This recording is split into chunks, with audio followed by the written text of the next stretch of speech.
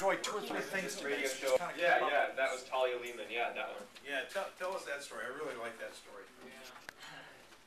Okay.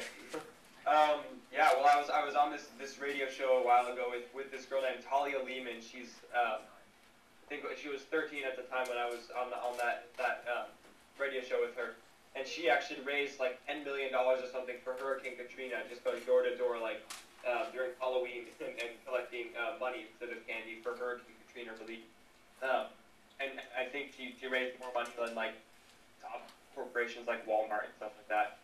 So she has this amazing story, but then one of the questions was how, like, what can you, what, I don't know what it was. It was like, do you remember what the exact question was, Doug? It was like, all I remember was the answer was, yeah, you can do anything you want. People are not going to, you can write a letter with crayons and find an adult to work for you. Yeah, that was her advice that she had, is just find an adult to work for you. And that's kind of like what I'm doing now is we're kind of gathering on a whole staff of different adults to work with me and work with Kids vs. Global Warming on this program. How many adults do you have working with you, Alex? We have like about 10 different advisors. They're not like paid staff members. We have one paid staff member right now, but there's a bunch of these advisors that are kind of helping out with different aspects of the organization. And with Kids vs. Global Warming or with ACE? With Kids vs. Global Warming, yeah. We're not with ACE anymore. Yeah.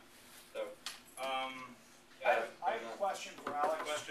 Today, yes. We're meeting, Alex, this group is meeting to consider like action for Earth Day, because there's 3 phases to the program. We're talking about the action phase.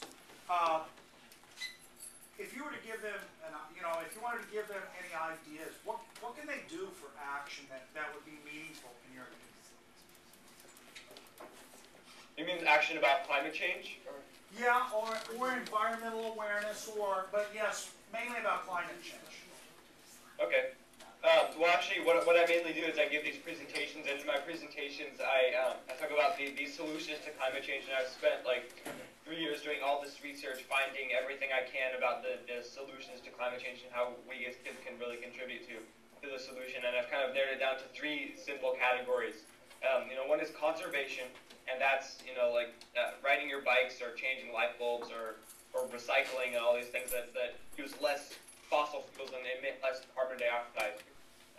Because that's what the main cause of global warming is using fossil fuels like coal and oil. So anything that doesn't use these fuels, like conserving water, or conserving energy, or that kind of stuff, that makes a huge difference. And the second step is innovation, and that's like talking to your parents about alternative energy, like solar and wind and geothermal energy and stuff like that. And then the third step is reforestation. Pretty much just planting trees, because that's the only way that's one of the only ways that we can actually take carbon out of the atmosphere, and that really contributes to the solution as well. So those are, I guess, some specifics about what different things you can be involved in. But I guess just advice being involved or taking action is just that when you find something that you're passionate about, just go for it and do everything you can to make it happen. And I assure you, people will listen. And we as youth have this unique authority to say things like, you need to care about our future, or you need to think about global warming and stuff, whereas other people can't say that. So if you find something you're passionate about, just go for it, and it will happen. People will listen to you. So I guess that's the advice that I would give. Thanks. Hey, Alec, I got a question for you. My big pitch is to go down and see your mayor, to the adults, and ask the mayor for certain things. And I know you've been to Washington. What do you think is effective in terms of dealing with leaders, government leaders?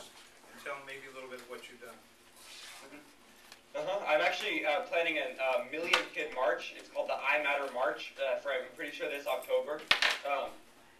But it's going to be a million kids from all 50 states coming together in their specific states to demand that our leaders consider our future as a top priority and consider our survival as a top priority when they make decisions related to climate change.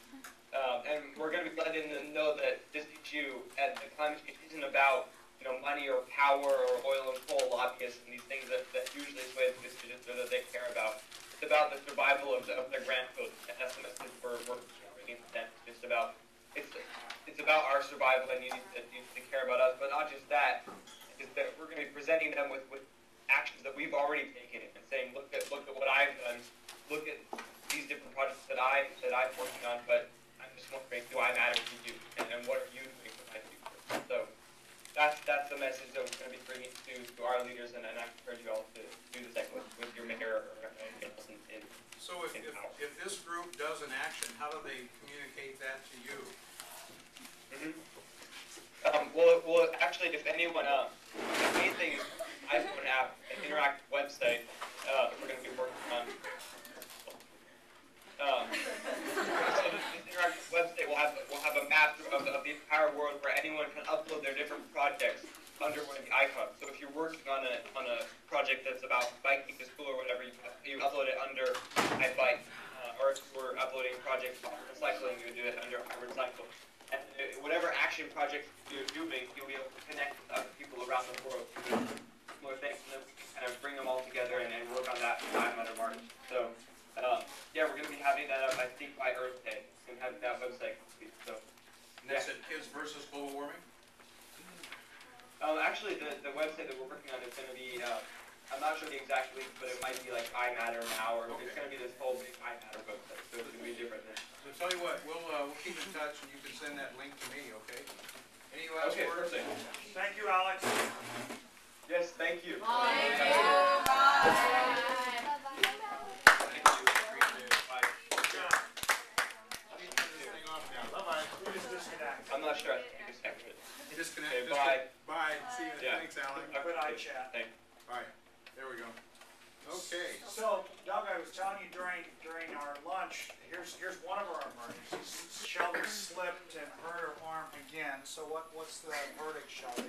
I'm going to get an X-ray right now. Let's all hope good thoughts. Did it hurt? Yes. At first. Didn't She hurt now, does it?